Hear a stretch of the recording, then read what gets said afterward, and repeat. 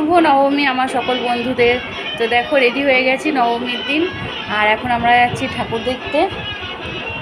কালকে গেছিলাম, কালকে 3টে ঠাকুর দেখেছি, আরও 3টে বড় বড় ঠাকুর দেখা বাকি আছে, সেগুলো আজকে দেখবো। আর এই যে রেডি হয়ে গেছে আমি, আর এই যে চিত্রাঙ্গীকেও দেখাচ্ছি, দাঁড়াও রেডি, মামা এদিকে আয়।